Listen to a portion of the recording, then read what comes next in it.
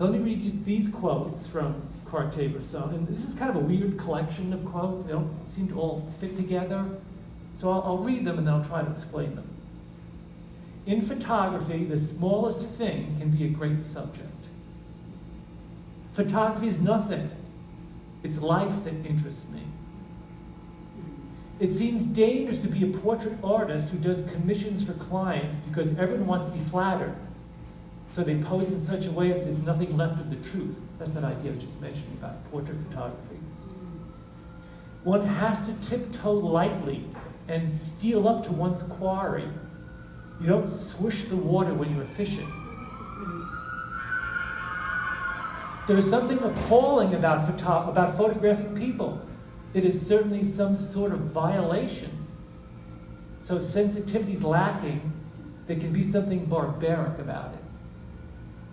Now let's see if I can explain those quotes. Cartier-Bresson took photographs of everyday people in everyday situations, as well as photographs of rich and famous people. He took photographs of major events in history.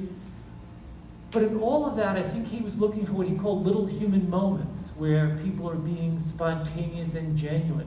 Even if it's a famous person, I think he was looking for that kind of, that little moment that says something about who that person is on the inside.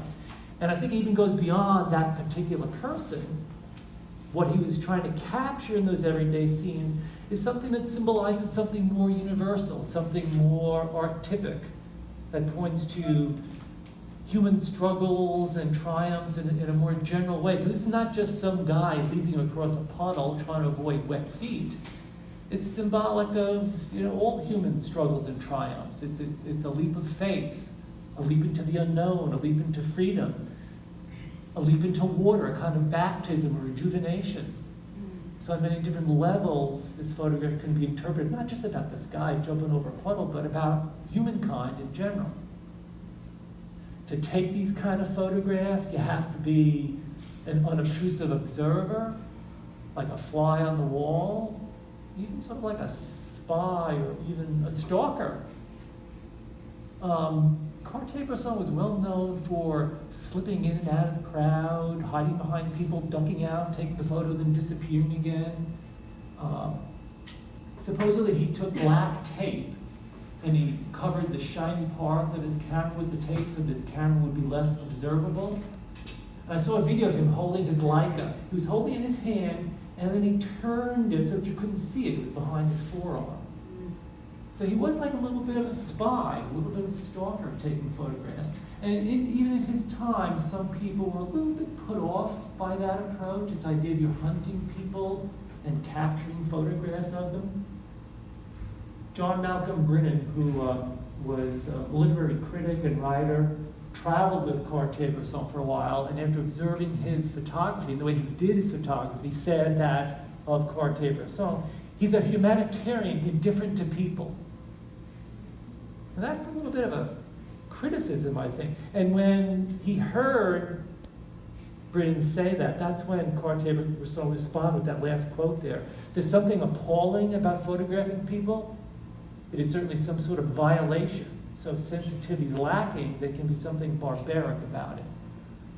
Now we could spend time talking about what exactly is that sensitivity in street photography and photojournalism. What is that sensitivity about? There are ways around this in doing street photography. You can photograph people so that you can't make out their identity, you can't see their face. Take photographs of them from behind. Or in the puddle jumper, he's in silhouette, you can't make out his identity.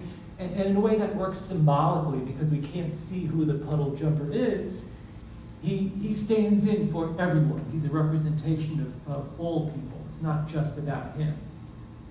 But in other kinds of photographs, you do want to see the person's face, because the person's face shows you their emotion, gives you that glimpse of their inner life.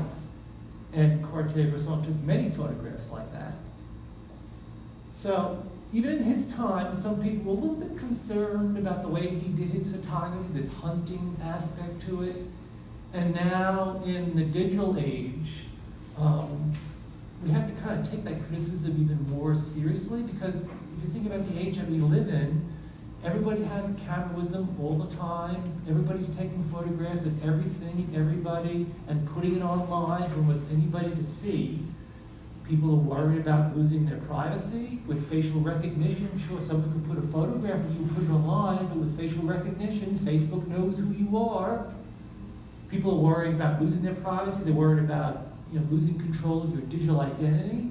A person could take a photograph of you without you knowing it, put it online, and then all sorts of people are going to be commenting on it and making all sorts of judgments about you. So I don't know what will happen with photojournalism and street photography, given that kind of concern. But I have heard some photographers online say, you know what, given this age that we live in, maybe this idea of the decisive moment is an outdated concept due to ethical concerns. So that's something to, I think we need to really think about. Like with this photo, for example, taken by HCB. I mean, for me, it speaks to the anguish of being a parent in the time of poverty and war. It's a very powerful photo, but if someone took this photograph of you and your child and put it online, and it started to trend, and thousands of people were commenting on it, making observations about you and your role as a parent, would you like that? Would that be okay with you? I mean, I think it's something that we really have to think about in our modern digital age. Okay, 6, sensing visual